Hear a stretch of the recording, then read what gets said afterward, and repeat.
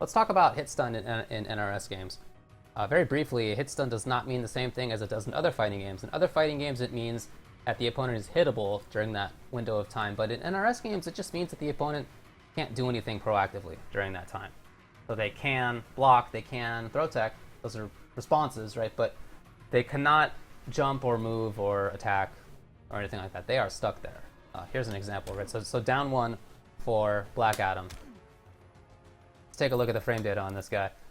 6 frame startup in plus 10. In other fighting games, that would mean that it could leak into itself because there's a 10 frame window during which the opponent would not be able to do anything other than get hit. And 6 frames is well within that window, so that would be a natural link into itself. But in NRS games, it's not like that. Batman can block. Batman can throw tech during that time. This means that there are no natural grounded links in NRS games. That's not to say that there are no links at all. We can get into that in just a little bit. But it's quite different in the sense that hit stun does not guarantee you a combo. It only guarantees you pressure. All right? All right. Pretty brief explanation right at the top here. I hate when tech videos like this take forever to get into the actual explanation of something, so I just thought I'd put it right there at the start. But as I said, that's not the only thing. There are some links. There are ways that you can do what we would consider links in other fighting games in an NRS game. 2 broad categories of links. One is canceling first and then continuing combo. Another one is a capture state or some similar state. So I got Black Adam here because he is a perfect example of this, of the first phenomenon where you have to cancel to continue a combo. So, you know, this is obviously a cancel forward 1, but if you cancel it into the 2,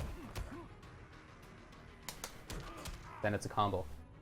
If you cancel into something else that cancels your attack in a way that keeps the hit stun going, then you can continue the combo with a link. So his trait will do this. Forward 1, 2 trait, forward 1. Right? There you go. That's one way to link. There are not that many examples of this. There were a ton in MKX where you could do run cancels. That is to say, like, button, cancel into special move, cancel the special move into a dash, which some special moves are capable of doing. Cancel the dash into a run, and then the run stops and you press another button, all in a terribly short window of time. And if you did it right, then you have enough hit stun to get the last hit in there. That was a big way to get links in that game. Not so common in Injustice. And the other broad category is capture states. So let's talk about Batman's because he has one. His straight grapple meter burn allows the opponent, or allows you to just do basically whatever. Woo! You see how the opponent is caught there? He's just like, oh man, I can't do anything for whatever period of time. And that's just coded in. That's just programmed in. You can do a follow-up combo for, you know, during whatever period of time. And it's like not that short either. I mean, you can do a jump attack, for example. There are a few versions of this. There's, you know, freezing and sort of like pop up into the air and yada yada. A few examples. But again, not that many of these. That means that in NRS games, there really are not that many grounded links. I don't think that means that the combo systems are shallow or lacking in creativity, because they're very creative. Just that almost always the creativity comes in the juggles. So I don't know what his combos are, but you know, that looks like it probably works. Yeah, it does.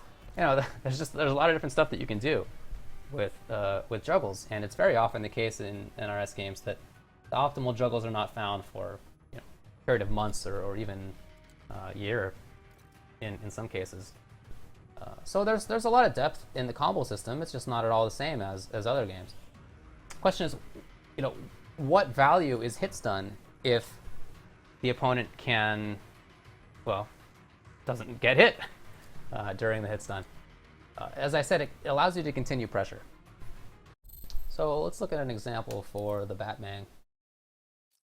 What do we got here? Down one is plus 12. So yeah, it's plus 12. So I don't know. Let's imagine, it's not really the case. Probably could pick somebody better for this. Let's imagine that he has an overhead low game, both of which are faster than 12. in terms of startups. He does have a low, the back one.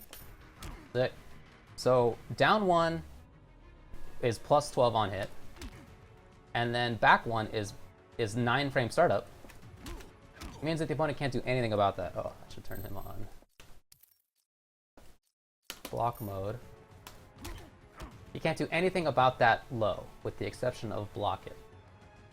If I also have an overhead, let's just imagine that this is 11 frame startup. Again, shorter than the 12 frame hit stun window. That means that after I hit down 1 on him, I have a real 50-50 of back 1 or forward 3 overhead in a way that the opponent cannot escape. They can't do an invincible reversal out. They can't jump out. They can't dash out. They are stuck there blocking. They can block, but they can't do anything else. Well, they can throw tech, but they can take these defensive maneuvers, but they can't do anything else. So hit stun is a really nice way to set up your continuing pressure. It's a very important thing for many characters.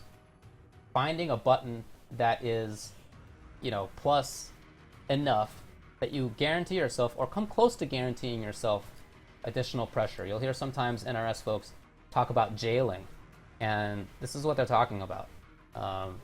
These are not characters that I play, but I'm still learning Injustice2, I guess, so I don't know what necessarily has changed about 1 and 2. But to talk about MKX, character that I played, Kotal Kahn, had a down 4. His crouching kick, back kick, I guess, was plus on hit enough that he could get a free forward 1, and these were all like at this range options.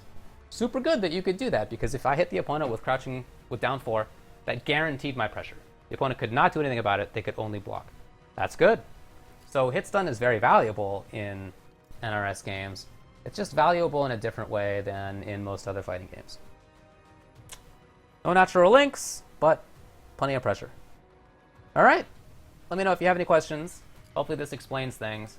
And again, please don't view NRS frame data or systems, combo systems, as being easy or sort of railroaded into any particular order. When it comes to ground chains, you just got the chain. That's true.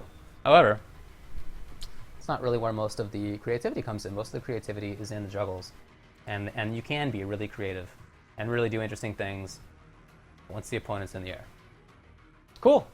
Again, let me know if you have any questions. Hopefully this clears things up.